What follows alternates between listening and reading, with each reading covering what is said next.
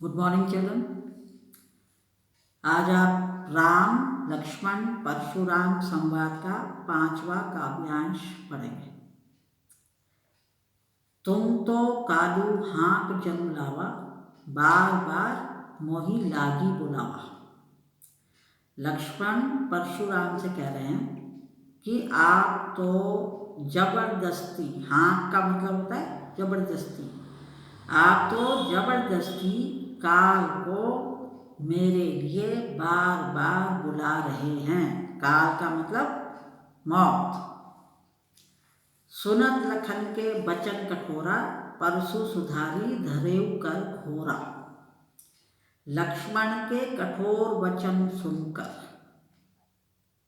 परशुराम ने फरसे को सुधार कर माने अच्छी तरह से, फरसे को सुधार कर हाथ में उठा लिया। अब जनी देई दोसु मोहि लोगु, कटुबादी बालकु बद जोगु। और परशुराम कहने लगे कि अब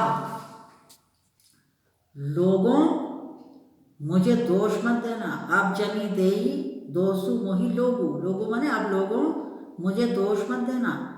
कटुबादी बालकु बद जोगु, कटु वचन बोलने वाला ये बालक मारने योग्य है। बाल बिलो की बहुत में बाँचा, अब ये हूँ मरनिहार भा सांचा। मरनिहार का मतलब होता है मरने वाला, सांचा माने सचमुच में।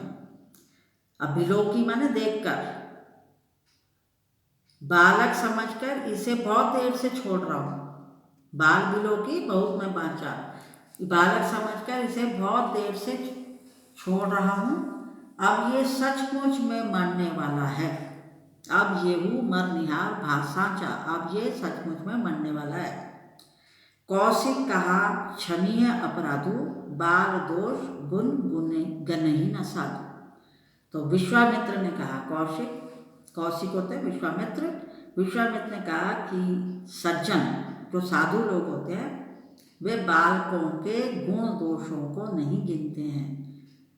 साधु न बाल दोष गुण गनहि, कि साधु लोग जो होते हैं, सज्जन लोग जो होते हैं, वे बालक के गुण दोषों को नहीं गिनते हैं, अर्थात उनके दोषों को महत्व नहीं देते हैं। क्षमीय अपराधों, इसलिए बालक समझकर लक्ष्मण के अपराधों को क्षमा कर दीजिए। हर कुठार में अकरुण को ही, आगे अपराधी गुरुद्रोही। तो परशुराम ने विश्वामित्र से कहा, खर माने तेज और कुठार फरसा है, और अकरुण का मतलब होता है करुणाहीन, जिसमें दया ना हो। तो परशुराम ने विश्वामित्र से कहा कि मैं तेज कुठार लिए हुए करुणाहीन क्रोधी हूँ, आगे अपराधी गुरुद्रोही, और उस पर भी मेरे सामने अपराध करने वाला और गुरु का अपमान करने वाला खड़ा है। जबकि मैं करुणाहीन हूँ और क्रोधी हूँ, फिर भी मेरे सामने अपराध करने वाला और गुरु का अपमान करने वाला खड़ा है, जीवित खड़ा है सामने मेरे। उतर देत छोड़ो बिनु मारे, केवल कौशिक सील तुम्हारे। यह उत्तर पर उत्तर दे रहा है। उतर देत छोड़ो बिनु मारे, केवल कौशिक सील तुम्हारे। मतलब सील का मतलब होता है विनम्र स्वभाव। तो परशुराम विश्वामित्र से कह रहे हैं कि ये उत्तर पर उत्तर दे रहा है, मैं तुम्हारे विनम्र स्वभाव के कारण इसे बिना मारे छोड़ रहा हूं। नाते यही काटी कुठार कटोरे, गुरही उरिन होते श्रम थोड़े। नहीं तो मैं इसे थोड़े ही परिश्रम से, कुठार का अर्थ हो गया फरसा, और कठोरे का मतलब हो गया कठोर। तो नहीं तो, नाते यही काटी कुठार कठोरे, उन्होंने कहा नहीं तो मैं इसे थोड़े ही परिश्रम से, कठोर कुठार से काट कर या मार कर, गुरही उरिन होते हूँ श्रम थोड़े। श्रम थोड़े का मतलब बता दिया मैंने आपको, थोड़े से ही परिश्रम से। कुठार से काट कर या मारकर गुरु ऋण से मुक्त हो जाता। गुरु ही माने गुरु और उऋण माने ऋण से मुक्त हो जाता मैं। गाधी सुनु के हृदय हसी मुनि हरि यरे सूझ। तो गाधी सुनु भी कहते हैं विश्वामित्र को। तो परशुराम के वचन सुनकर विश्वामित्र मन ही मन हंसकर कहने लगे, हृदय हंसी माने मन ही मन में हंसकर कहने लगे कि मुनि, अब तक अनेक क्षत्रियों को पराजित करने के कारण सबको आप एक समान समझ रहे हैं। जरूरी नहीं है कि ये बच्चा भी वैसा ही है।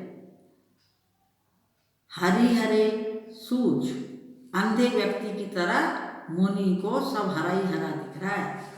तो अपने मन ही मन में बोल रहे हैं, वो हंसकर मतलब अपने मन मन में कह रहे हैं कि मुनि अब तक अनेक क्षत्रियों को पराजित करने के कारण सबको एक जैसा समझ रहे हैं। तो अंधे व्यक्ति की तरह मुनि को सब जगह हरा ही हरा दिखाई दे रहा है। असमय खाण न उखमय, अजबु न बूझ अबूझ। पहले मतलब समझ लीजिए। खाण का मतलब दो है। एक तो होती है खाण, गन्ने के रस से बनी हुई खाने की चीज, खाद्य पदार्थ। और यहाँ पर खाड़ का मतलब पहले है खड़ग, तलवार। तो अयमय का मतलब होता है अयमय, है ना शब्द। तो अयमय का अर्थ है लोहे से बना हुआ। तो वो कहते हैं ये लोहे से बनी तलवार को, सोच रहे हैं मतलब मन में, बोल तो नहीं रहे हैं, सोच रहे हैं, ये लोहे से बनी तलवार को गन्ने से बनी खाड़ समझकर अभी तक नासमझ बने हुए हैं।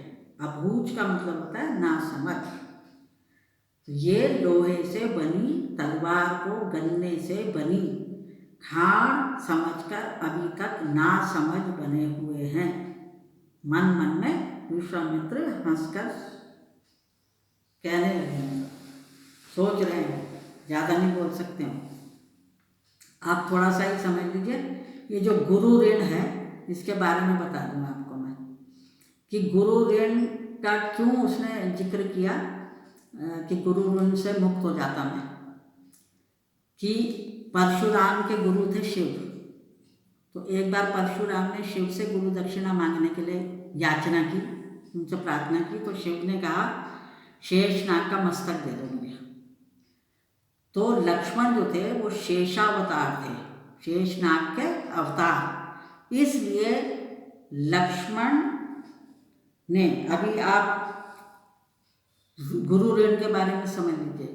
तो लक्ष्मण जो थे वो शेषावतार थे, इसलिए लक्ष्मण ने गुरु ऋण से मुक्त होने का उपाय अपने मस्तक को काटने के रूप में बताया। जब आगे आप इसका अंश पढ़ेंगे तो आपको समझ आ जाएगा। कहानी मैंने बता दी आपको। गुरु ऋण, परशुराम गुरु शिव के भक्त थे, परशुराम के गुरु थे शिव। और एक बार परशुराम ने शिव से गुरु दक्षिणा मांगने को कहा तो शिव ने शेषनाग का मस्तक मांगा।